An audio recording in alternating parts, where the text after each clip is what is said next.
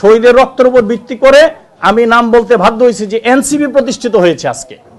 যে ডিম পারে হাসে খায় বাগদাসে, এই জুলাই অভ্যুত্থানে যারা জীবন দিল, যারা প্রাণ দিল, যাদের হাত চলে গেল, পা চলে গেল, চোখ চলে গেল এবং তারা জীবনের জন্য পঙ্গু হয়ে গেল, কেউ সারা জীবনটাই এটার মধ্যে বিলি করে দিল, তাদের কোনো খবর নাই।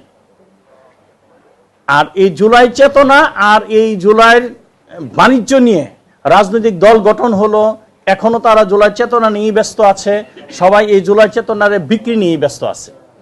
আপনি দেখেন আজকে এখানে যারা শহীদ পরিবার যারা উপস্থিত হয়েছে, যাত্রাবাড়ি শহীদ পরিবার, যাত্রাবাড়ি মানে ঢাকার ভিতরে, যাত্রাবাড়ি মানে ঢাকার ভিতরে।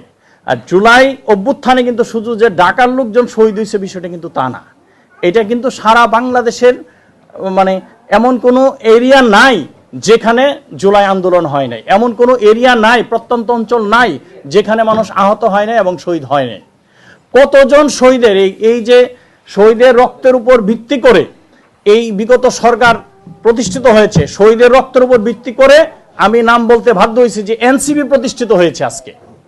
যে এনসিপি জুলাইয়ের চেতনা মানে বিগত মানে আমাকে এটা বলতে বাধ্য হচ্ছে, আমি কিন্তু এনসিপির বিরোধিতা করা আমার উদ্দেশ্য না। উদ্দেশ্য হচ্ছে যে আপনি যখন কোনো কিছু নিয়ে বাণিজ্য করবেন, স্বাভাবিকভাবে আপনার ব্যাপারে কথা আসবে, এটা কমন বিষয়। ৮ আসনের নির্বাচনের সময় আমাদের পাটোয়ারি সাহেবকে দেখছি একটা ছেলেকে আয়না মোবাইলে দেখাচ্ছে, যে ছেলেটা আপনাদের মনে আছে কিনা, যে বিশাল আন্দোলন চলতেছে, একটা টিনের সামনে নিয়ে সে মানে যুদ্ধে ছিল, তো তাকে দেখাইয়া মানে মোবাইলে দেখাচ্ছে, এই দেখেন আমার এই যোদ্ধা ভাই, সে একাই বিশাল কিছু করছে। তো সে আবার বলতেছিল যে ভাই এতদিন তো আমার চিনেন নাই। তো প্রশ্ন হচ্ছে 18 মাস সে যে জুলাই যুদ্ধ, 18 মাস পুলিশ বাহিনী, তারপরে ছাত্রলীগ, যুবলীগ, পুলিশ লীগ, আরো যত লীগ আছে সবের বিরুদ্ধে একা যুদ্ধ করছে হাজার হাজার ছেলেদের সামনে, সেই একমাত্র সামনে ছিল একটা টিন সামনে নিয়ে।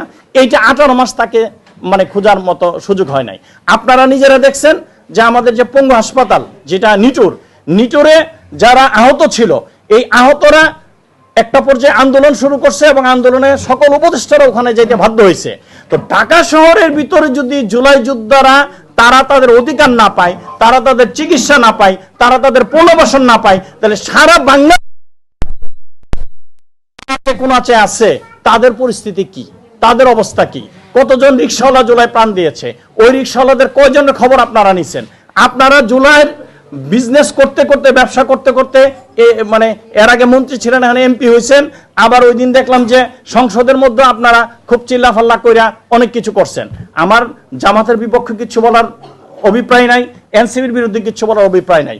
যারাই জুলাইয়ের বিরুদ্ধে থাকবে, জুলাইয়ের চেতনাকে, জুলাইয়ের চিন্তার বাইরে থাকবে, খালি চেতনা বাণিজ্য করবে, তার বিরুদ্ধেই আমি কথা বলবো।